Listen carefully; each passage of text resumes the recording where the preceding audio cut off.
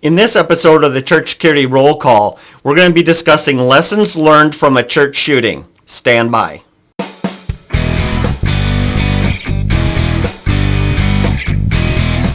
Hi, this is Chris with the Sheepdog Church Security Academy, and this is your Church Security Roll Call. Today we're going to be discussing the article, The 1988 Calvary Baptist Church Shooting. If you would like to read that article, go to our website, sheepdogchurchsecurity.net, and look under the News tab. So let's begin in the Bible as we always do. This one is Proverbs 6, verse 34, and it reads like this. For jealousy is the rage of a man, therefore he will not spare in the day of vengeance. A good verse for us today because this attack against this church was a result of vengeance, was a result of somebody who felt like they had been wronged by this woman. And this one actually fits very nicely into what was found in the latest report on active shooter situations, that a percentage of these people are in fact, the only term I know how to use is, well, let me say it this way. I'm trying to figure out how to say this softly as possible. Are men that do not attract women. And so there's slang for that, and it's not mean, but it could be mean. But basically, men that have been rejected by women continue to be rejected by women. And oftentimes they become extremely hateful, lots of vengeance, lots of jealousy in them. So that's what we're going to be talking about today. Before we continue, I am going to remind you to share this show with this program with your team. And so that way you guys, next time you get together, you can talk about the lessons learned and how they might be applied at your church. All right, so let's get into this. An explosive return. It was a Sunday morning, March 6, 1988, in Emporia, Kansas. The worship service at the Calvary Baptist Church was in progress. The singing of Like a River Glorious was interrupted. A man with a duffel bag had come through the side door, put on ear protection, and pulled out a handgun. An usher turned toward him to offer a bulletin, but was answered with gunfire. The shot missed the usher as he ducked behind a pillar. The assailant fired more shots into the sanctuary, hitting 5 persons. One of the 5 wounded was a deacon who died with a bullet wound to the heart. Others were shot at but not wounded. When the magazine was empty, the shooter tried to reload. Ironically, there was another weapon in the bag that had a full magazine inserted.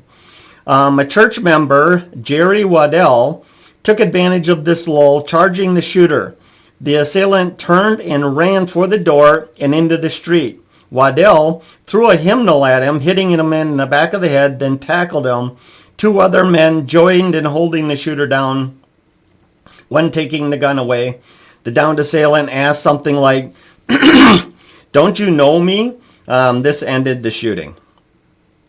The 29-year-old killer was an immigrant from Taiwan, the son of a police officer. He had served in the Taiwanese army. He came to the United States to further his education. In 1984, he graduated from Emporia State University with a master's in business administration. In 1983, he met a young woman in Emporia through her work and attended 2 Bible classes with her and also attended a few services with her. He was infatuated with her and asked her to marry him and go with him to Taiwan to care for his aging parents. She declined. After graduating, he went to work in California. He also briefly lived and worked on the East Coast. All this time, the sting of rejected marriage proposal festered. His resentment fell on her church, the very conservative, independent Baptist church, which he blamed for her not marrying him. Even without her testimony, we can still say it appears that she did not marry him because he was not a Christian, and she did not want to be unequally yoked. Some may think over brooding over the rejection is a sign of mental illness. However, it's common for young men to take romantic disappointment very hard, even when there's no interest from the other person. Many times it is an obsession which is broken only by a new relationship. Right now, we do not know any other romantic interest this man may have had in those 4 years he lived elsewhere. News stories did not name the woman, but did say she married someone else and was still living in Emporia at the time of the shooting. The shooter may have thought she would have been at the church when he arrived to experience his revenge. Apparently she was there. Okay, so one person died, the deacon. Other wounded personnel recovered from their injury. Jerry Waddell, of course, was hailed as a hero for stopping the shooter. It seems providential that the assailant, a military veteran, forgot the second loaded weapon and tried to reload the first. This gave someone some time to rush him, and so the lessons learned. Okay, so lessons learned. First of all, this is 1988. So safety ministries were really not a thing, especially for medium-sized to small churches. You know, maybe mega churches had armed security or hired security to work, but for the most part, safety teams did not exist. So we want to realize that everything we're going to say is not really calling this church out. It's more of what can we do. So the lessons learned here are some are pretty obvious, right? The existence of a safety team can make all the difference in this scenario because they're paying attention and watching who's coming in, who's coming out. Now, we've talked many times about locking exterior doors, and even during services, and then have somebody monitor like the main doors. And so that way, if someone is showing up late, the door can be open for them. They can be greeted. They could be, and allowed into the sanctuary, all that kind of good stuff. And that's really the best way to do it. Depending on the size of your church, having signs on side doors that say, go to the main door, during services, go to the main door, or however you do it. So one of the campuses I used to work at, it had 3 doors that people came in. And that's exactly what we did, is after the service started, we would close those doors, which were already locked. We'd close those doors, and we had little signs to put on it that says, enter through the main doors, the main entrance. And so that was what we did. And so that's a good practice. And then that main entrance is being monitored not only by greeters, but safety team is in that lobby and also paying attention. So in the case of this guy coming up, he would have come to the side door. It would have been locked. It would have told him to go to the main entrance. He would have gone to the main entrance then. And while he's standing there, depending on who you have, a team member or you have a greeter, this guy's coming in late and he's carrying a duffel bag. That's a sign, right? Now, just because somebody's carrying a bag doesn't mean it has a gun in it or a bomb in it or anything like that, but they're showing up late. They have a duffel bag. What does this mean? It should hopefully at least trigger we need to look at this a little bit closer, right? So if it's a door greeter, hopefully they're calling security over to take a look, or the safety team over to take a look. And now he's coming in and we're engaging him, hopefully. Welcome, how are you doing? And, are you new to the church here? And do you need any assistance, for where to go or whatever, that kind of thing? And while they're interacting with you, somebody who's planning on shooting is going to have additional signs. Not 100% of the time, but most of the time, 99% of the time, there's going to be other things. There's going to be profuse sweating. They might have, their face might be flush, or it might be pale. We might see some fidgeting. We might hear something in the tone of their voice. Maybe it's breaking. Maybe it's high because, they're under a lot of stress. There might be other signs. How they're clutching the bag, all this kind of stuff are all signs to that. Also, paying attention, a team that's paying attention. I'd like to think that if somebody opened up a bag and we watched him open up a bag and he pulled out hearing protection, started putting hearing protection in, that would get our attention. Now, we don't see what kind of hearing protection, but when I first read it, I thought about the big ones we tend to wear. Certainly, if somebody came in and put those on, I'd be like, okay, what in the world is going on here? We've seen that. And then, engage that person and looking for those additional signs. And then, of course, as they reach into their bag and pull out a gun, if you've been paying attention all along and you hadn't engaged him for whatever reason, you're certainly you're not being caught off guard. You're watching it unfold right in front of your eyes, and hopefully you can take action quickly before there's too many casualties. So those are the two main things. One thing I want to touch on a little bit is some churches have chosen to develop policies about bringing in bags. And I can see how that could be a good policy to have. My only caution for that is this. If you are going to develop that kind of policy where you're not permitting bags to come in unless they're open, unless they're searched or those kind of things, make sure that you're enforcing that equally across the board. So if you're looking into purses, you're looking into everybody's purse.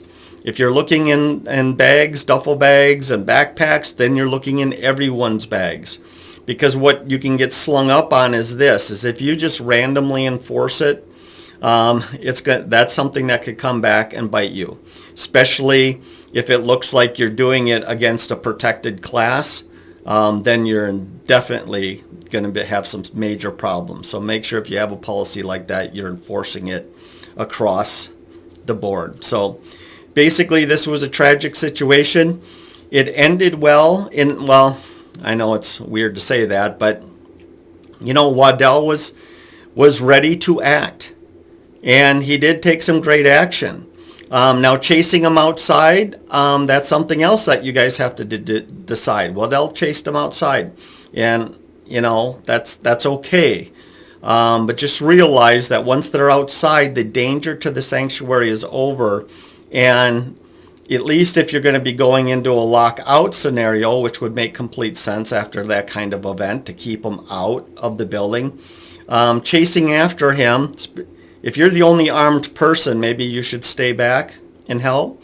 If you're part of a medical response team or you're trained to provide maybe first aid, that might includes a tourniquet or something like that, there may be more wisdom in you hanging back. Also, too, once you go out there, you've opened yourself up to become his next victim. So they say they got the one gun away, but don't say if he had his backpack with the other gun in it. So theoretically, you could have ended up in a shootout out there. And so that's just something to keep in mind.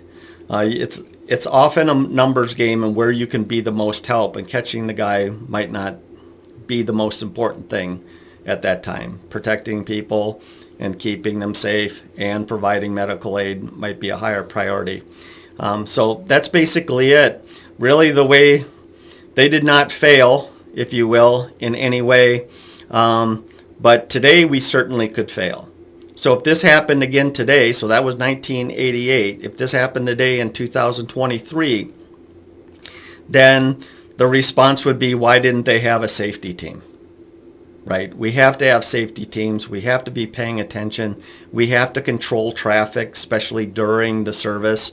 Making people enter into one singular door or maybe a couple set of doors, depending on the size of your facility, and then making sure we're monitoring that kind of stuff. So that's it. Pretty short one today, but I hope you found that it's good information, something to talk to your team about. If you're leaving side doors open, maybe this is a discussion, this is an event you need to bring up. If your team is just sitting in the sanctuary and they're not actually patrolling, this might be a good one to bring up because we have to be doing both of those things. Other than that, thank you so much for joining us today. Share this video, comment it, like it, love it, whatever you can, so the video will be suggested to other people. It's also been a long time since people on iTunes and other podcast providers have given any sort of review. I think the last one was in 2019. So if you use one of those podcast platforms, I would love it if you'd go on there, give it a thumbs up, give it a positive review, because it's the same thing on iTunes and everywhere else, Spotify, is the more likes it receives, the more that platform will suggest it to other people. So I just ask you to do that. Other than that, let's be careful out there. This program is made for informational purposes only and should not be taken as legal advice.